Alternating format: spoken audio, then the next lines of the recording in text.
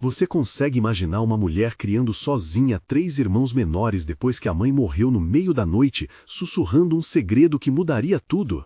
Essa história aconteceu numa pequena vila do interior brasileiro no final do século XIX, perto de um riacho que fazia lembrar de tempos antigos. Maria das Dores, então com 25 anos, acordou certa manhã com o cheiro de café fraco e a casa de taipa ainda úmida da chuva da noite anterior. Ela tinha mãos calejadas e um cansaço antigo no rosto, porque desde os 15 anos aprendeu a costurar, ajudar na lavoura e segurar o pranto até o escuro da lareira. Os irmãos Pedro, de 10 anos, Rosa, de 8 e Tiago, de 6, corriam pelo quintal buscando um galho para brincar, sem imaginar que aquela manhã traria uma notícia que viria a virar sua vida do avesso.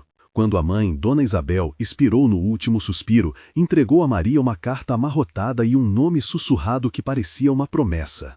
O que Maria descobriu naquela letra levou portas a se fecharem, credores a baterem e, por fim, uma tempestade que parecia querer levar o pouco que restava. Mas quando a família mais precisava, uma figura conhecida ofereceu abrigo e, aos poucos, um plano de reconstrução brotou onde havia só dívida e escuridão. Se essa história te tocou, inscreve no canal e conta nos comentários de onde você está assistindo, porque o final vai mostrar que esperança aparece mesmo nos últimos suspiros. Agora vamos conhecer Maria antes do que aconteceu naquela noite. A vida de Maria antes da perda tinha camadas que poucos viam. Ela nascera numa casa de Sapé, filha única por muitos anos até o casamento da mãe com um homem de outra vila que mal aparecia para ajudar. Ainda criança, Maria observava a mãe lavando roupa na beira do riacho, a pele vermelha pelo sol e as mãos enrugadas por tanto esfregar. Aprendeu cedo a trazer água no bilha, assar o pão de milho no forno de barro e remendar redes.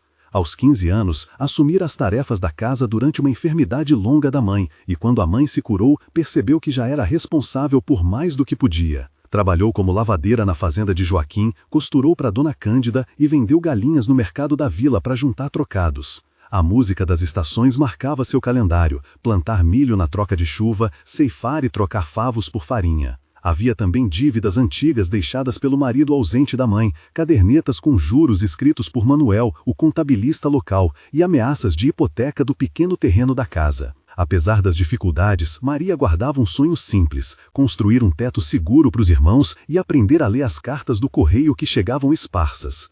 Quando a mãe adoeceu novamente, Maria suspendeu planos, trabalhou noites em claro costurando fraldas para vizinhos e pediu ajuda a Padre Antônio, que sempre emprestava palavras de consolo. Esse passado a formara de maneira dura e terna ao mesmo tempo, pronta para sacrificar o próprio sono pela segurança dos irmãos, e foi essa mistura de firmeza e medo que a manteve em pé quando receberam a notícia fatal.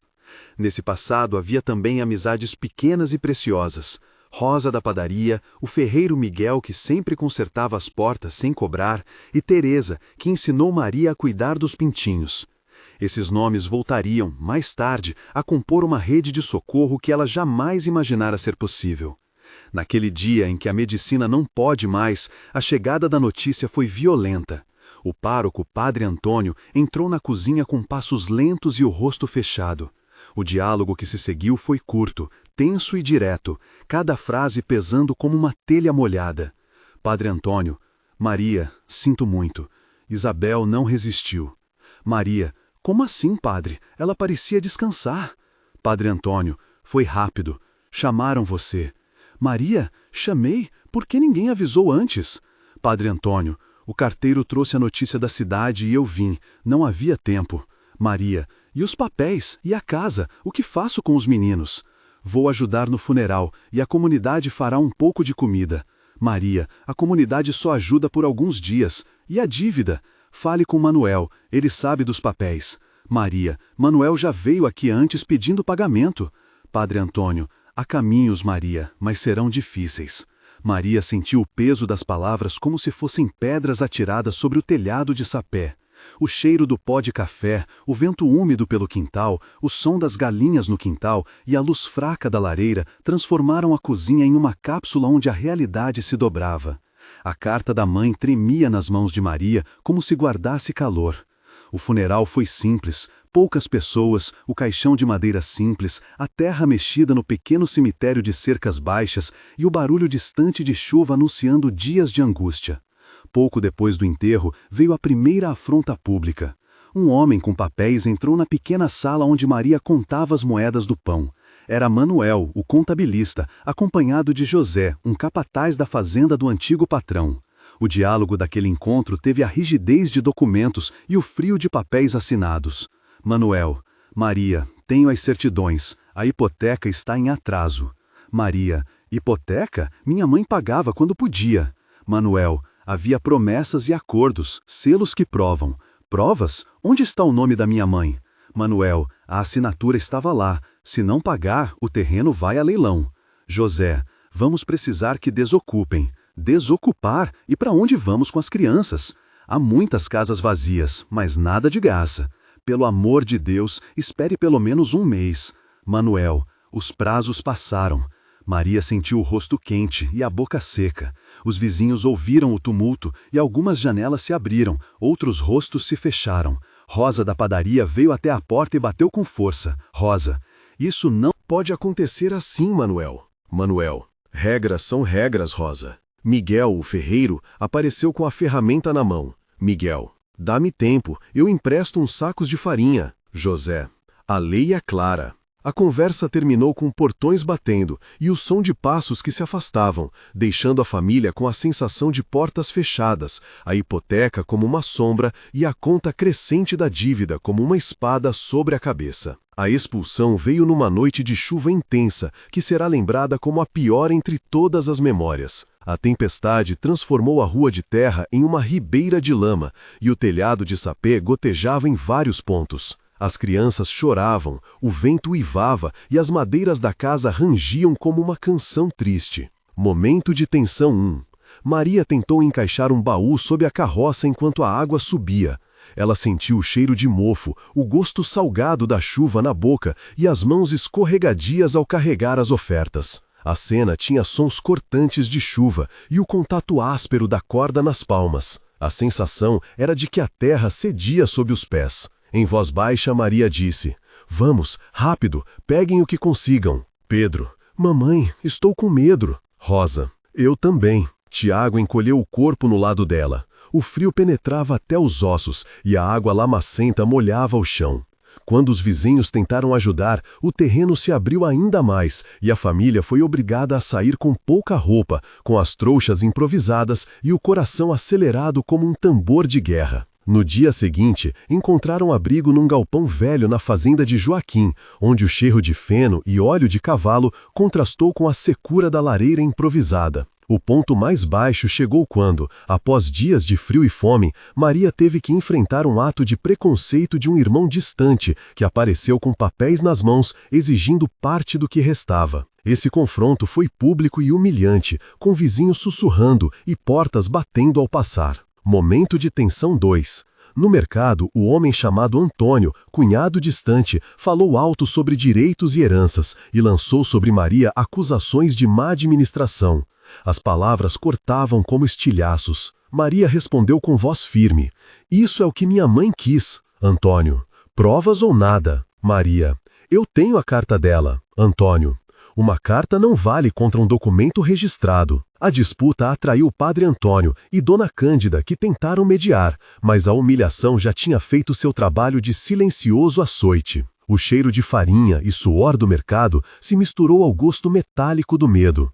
Maria sentiu-se pequena diante dos papéis e das assinaturas que pareciam ter mais peso que a vida humana. Quando tudo parecia perdido, apareceu a figura que mudaria o rumo da história.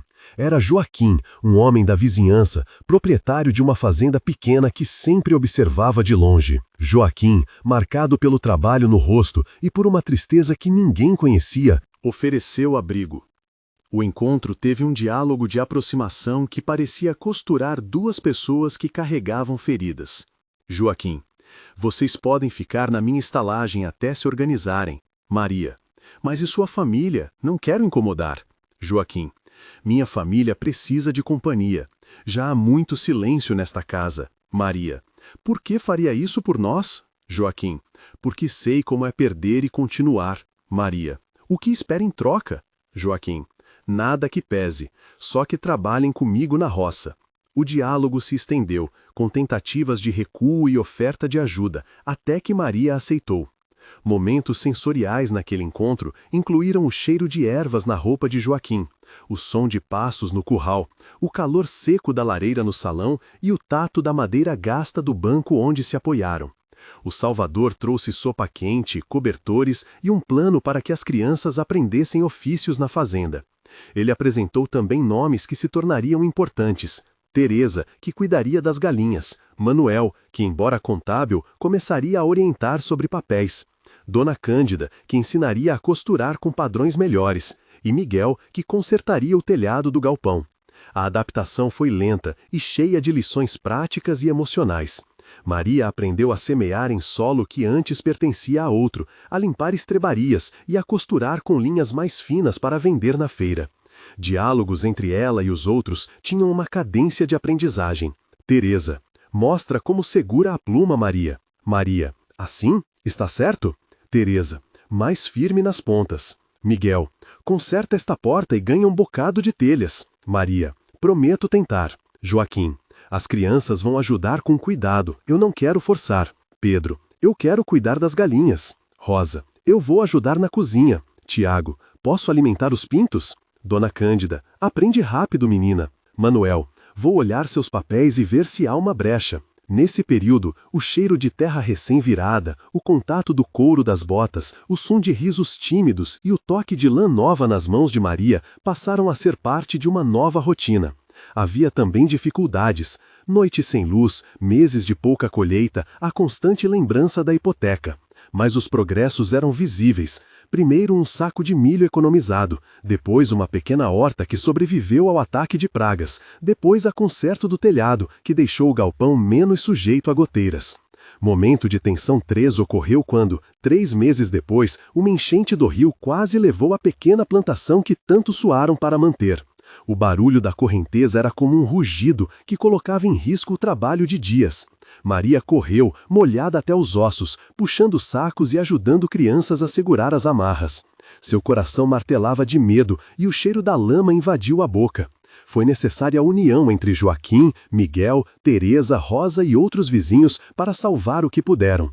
A coordenação das mãos calejadas foi decisiva. Após horas, com roupas secas ao lado da lareira e o som remoto da água diminuindo, perceberam que tinham perdido parte da colheita, mas salvaram as sementes essenciais. A experiência fortaleceu laços e mostrou que a solidariedade era mais poderosa que documentos e hipotecas. O epílogo mostrou a longa reconstrução em 3 tempos que marcaram aquele novo começo. Um mês depois, havia sinais de organização prática. A casa dentro do galpão ganhou divisória simples, uma lareira improvisada e um lugar para pendurar roupas secas. Maria registrou a própria assinatura com a ajuda de Manuel para formalizar um contrato de trabalho que a protegia contra despejos imediatos. As crianças voltaram a horários. Pedro ajudava no cuidado das galinhas, Rosa já lavava roupa com cuidado e Tiago aprendeu a recolher ovos. Havia provisões básicas e uma sensação crescente de segurança.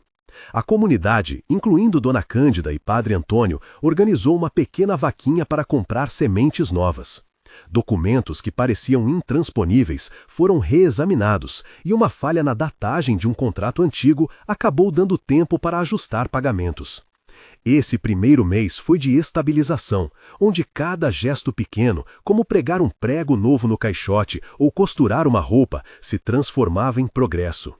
3 meses depois, houve evolução concreta no trabalho e nas finanças. A horta forneceu legumes suficientes para vender na feira uma vez por semana. Maria começou a costurar para clientes de uma vila próxima. E Joaquim autorizou que parte da renda das terras fosse dividida para pagar a hipoteca. Manuel encontrou uma forma de renegociar prazos com o credor local e obteve adiamento de parcelas. As crianças frequentavam aulas básicas sob a tutela de Teresa, que também ensinava leitura com letras grandes escritas na porta do galpão. O som de vozes lendo em voz alta, a troca de receitas de pão e a sensação de riso mais frequente transformaram a vida cotidiana.